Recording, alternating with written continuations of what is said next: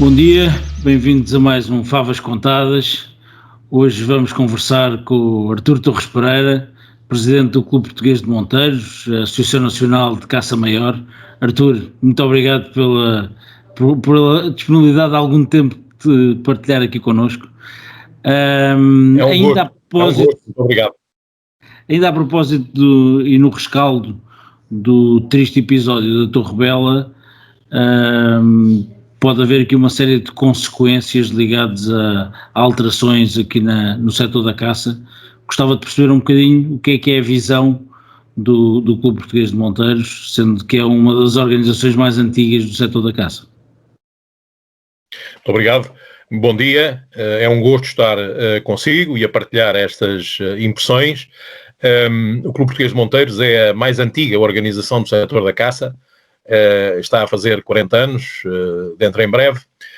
O episódio da Torre Bela teve tristemente conhecido, infelizmente, pode vir a ter uma enorme importância no setor da caça. Costuma o nosso povo dizer que há males que vêm por bem, e a Torre Bela, tendo sido um mal, pode ser que venha por bem. Pode ser que venha por bem porque ela veio destapar uma situação que estava oculta e que se arrastava há alguns anos de má regulação ou mau funcionamento do setor e, por outro lado, as ineficiências e as deficiências do regulador, do ICNF, do Instituto da Conservação da Natureza e das Florestas.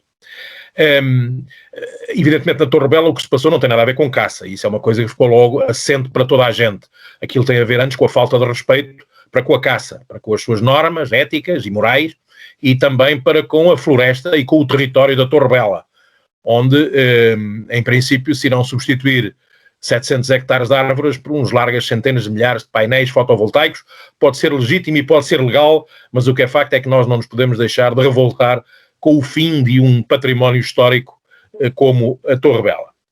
Quanto à caça, nós achamos que o ministro Matos Fernandes esteve bem ao convocar a reunião do Conselho Nacional da Caça, porque até agora tinha sido política do ex-ministro Capolas Santos de apenas reunir com 3 organizações do setor da caça, as chamadas organizações de primeiro nível.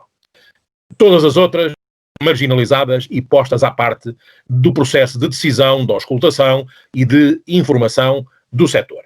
É um pouco como se houvesse 2 campeonatos de futebol. Um primeiro campeonato que reunia Sporting, Benfica e Porto, e depois havia um outro campeonato que reúne todas as outras equipas. Ora, isto não se passa assim no futebol e não se deve passar assim na caça. Todos devem jogar o mesmo campeonato. E é isso que nós vínhamos reivindicando há largos anos. As consequências disto no setor foram muito más. Vou-lhe dar 3 exemplos. O primeiro é uma instituição que é muito importante, que é o Centro de Competências Nacional da Caça, que foi criada há 3 anos de uma forma sectária pelo ex-ministro Capolas Santos, marginalizando algumas instituições, com um modelo inoperacional, como se estava a ver desde o início. Resultado, hoje, ao fim de 3 anos, o Conselho Nacional da Caça está moribundo e está à espera que nós o vamos ressuscitar. Outro exemplo, os cursos de formação para a obtenção das licenças de uso e porte de arma das classes C e D.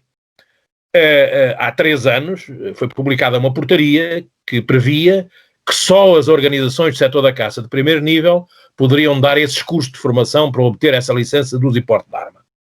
Como não poderia deixar de ser, e nós avisámos na altura, a marginalização de outras organizações que estavam preparadas para o fazer não foi positiva. E hoje, ao fim de 3 anos, nenhuma entidade formadora foi credenciada e esses cursos continuam a ser dados pela polícia. É aqui um segundo exemplo do que deu essa forma de lidar com o setor. Um terceiro exemplo foi o que se passou com os selos de caça maior. Os selos de caça maior são uns instrumentos importantíssimos, por um lado, para monitorizar as populações das espécies. Mas é preciso serem seguidos desde a sua venda até a sua utilização. Ora, isso não acontece. Não há mal nenhum em os selos serem vendidos pelas organizações do setor da caça. Agora, o que há mal é se essa venda depois não for monitorizada e se tudo for possível a jusante da venda, que é isso que se passa, e nós ouvimos falar dos abusos que têm acontecido porque os selos não são monitorizados pelo ICNF. Ora, na Torre Bela, tudo o que podia correr mal com a aplicação dos selos de caça maior tudo correu mal. Selos de uns anos, selos de outros, selos de cores diferentes daquelas que deviam de ser aplicados, selos vendidos por quem não deviam, enfim, tudo o que se pode pensar que de mal possa correr na aplicação dos selos de caça maior, correu na Torre Bela. Ora, isto significa que o ICNF, ao não monitorizar o que se passa nos selos e ao apenas ter como informação do terreno um número que é comunicado no final do ano pelos gestores cinegéticos, e esse número é o do número de abates que ocorreram nas suas propriedades, que do ponto de vista científico praticamente não vale nada. Isso significa que o ICNF não tem possibilidades de produzir conhecimento científico e produzir estatísticas fiáveis, que são dois elementos essenciais. Ou seja, o setor da caça, neste momento não há conhecimento sobre o setor, nem há estatísticas sobre o setor produzidas por quem os devia produzir. E depois que não há números sobre o setor.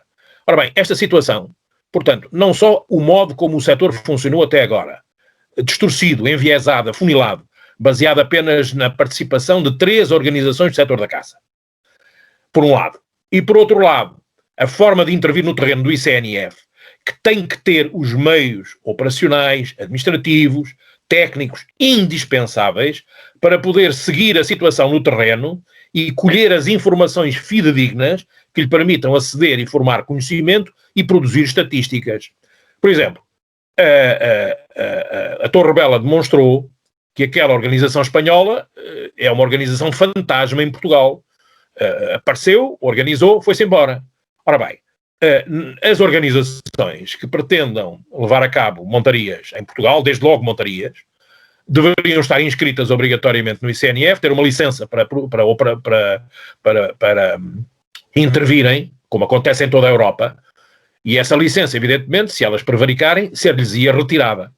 Isso não acontece e tem que passar a acontecer do nosso ponto de vista. Uma outra questão que tem a ver com o conhecimento e as estatísticas é, se até agora a única informação que é obrigatória é o número de abates durante um ano inteiro, isso não chega. E portanto, isto tem que mudar. E tem que mudar tendo o mínimo que é preciso fazer para começar é as montarias serem comunicadas ao ICNF com alguma antecedência em relação à sua realização. Não só e os seus resultados serem comunicados também ao ICNF até 3 dias depois. Não só para saber a correspondência entre os selos que são atribuídos à entidade que está a organizar uma montaria ou à propriedade em que está a ser gerida, como para saber quais foram os respectivos resultados, para ter dados na hora, em vez de ser um único número no fim do ano sobre todos os atos de caça, não. Há uma montaria, é comunicado ao ICNF, 3 dias depois é comunicado os resultados, foram abatidos, imaginemos, 22 animais, o ICNF, se quiser, vai monitorizar os selos de caça maior que foram vendidos para essa propriedade, para essa montaria.